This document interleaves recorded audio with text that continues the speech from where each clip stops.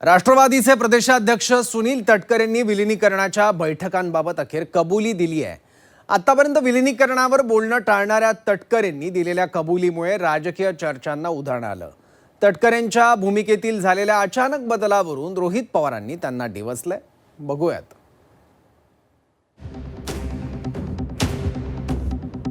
राष्ट्रवादीच्या विलीनीकरणाच्या चर्चांना पुन्हा हवा। विलीनीकरण बैठकांबाबत सुनील तटकरेंची अखेर कबुली। आधी बोलण्यास टाळाटाळ, आता कबुली। अजितदारांच्या निधनानंतर राज्याच्या राजकीय वर्तुळात दोन्ही राष्ट्रवादीच्या विलीनीकरणाची प्रचंड चर्चा झाली।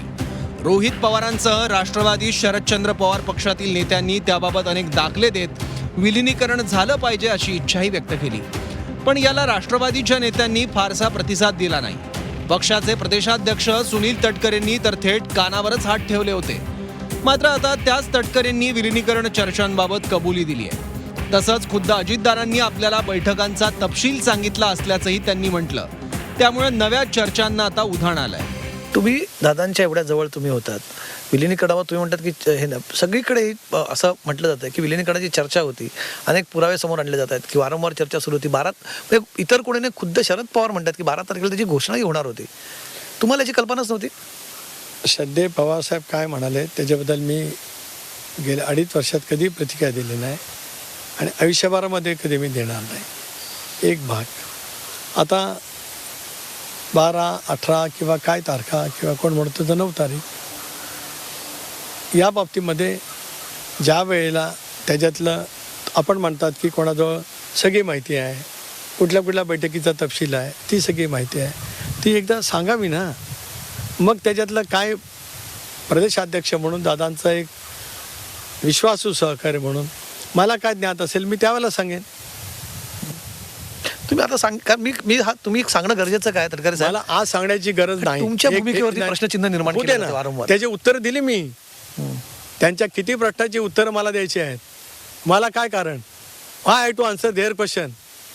हू they are to ask me the question? प्रश्न महाराष्ट्र जनतेच्या मनात पण प्रश्न आहेत ना तटकरे उत्तर विलीनीकरणाबाबत आहेत की महाराष्ट्र जनतेला? कमलेशजी तसं नाही, मी पण महाराष्ट्रामध्ये फिरतो, मलाही महाराष्ट्रातल्या जनतेची नाडी थोडीफार कळते।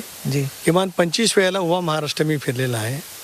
मी गेले प्रदीर्घ काळ राजकारणामध्ये आहे। एकसंघ राष्ट्रवादी असताना 14 ते 18 मी पक्षाचा अध्यक्ष राहिलेला आहे। मला महाराष्ट्रातली जनता, महाराष्ट्राचं मत मला माहिती आहे। हे कुणी काय काय तयार केलेलं आहे ते ज्ञात आहे, पण मी काही बोलू इच्छित नाही आज।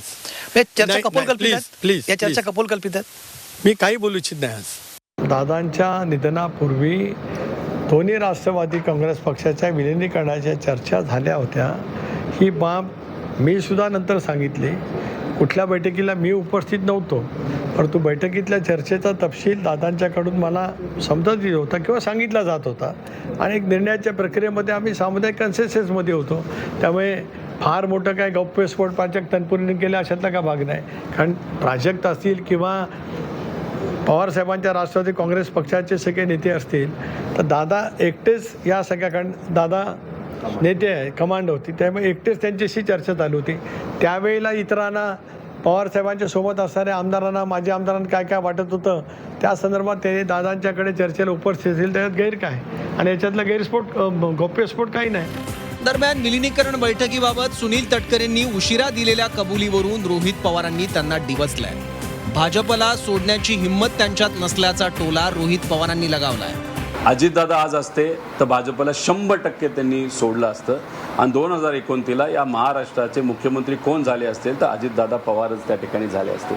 आता ते धाडस आणि अजितदादांच्या बाबतीतली घटना झाल्यानंतर त्याच्यात इतक्या शंका असल्यामुळे हे धाडस आत्ताच्या या 2 पक्षातल्या नेत्यांना अजिबात त्या ठिकाणी होणार नाही हे मी स्पष्टपणे तिथं सांगतो। 29च्या आधी अजितदादांच्या पक्षाचे आणि एकनाथ शिंदे साहेबांच्या पक्षातले 40 आमदार मात्र नक्कीच त्यांची साथ सोडून भाजपमध्ये जाऊ शकतील आणि त्यावेळेस सामान्य परिवारातले, सामान्य कुटुंबातले लोकांना आमदार होण्याची संधी तिथं मिळणार। कारण का लोकच इतकी चिडलेली असतील, या नेत्यांना बाजूला सारून सामान्य लोकांना पुढे आणतील आणि निवडून देतील असं मला तरी त्या ठिकाणी वाटतं। राष्ट्रवादी प्रदेशाध्यक्ष सुनील तटकरे यांनी विलिनीकरण बैठकांची कबुली दिल्यानं राजकीय चर्चांना उधाण आलं.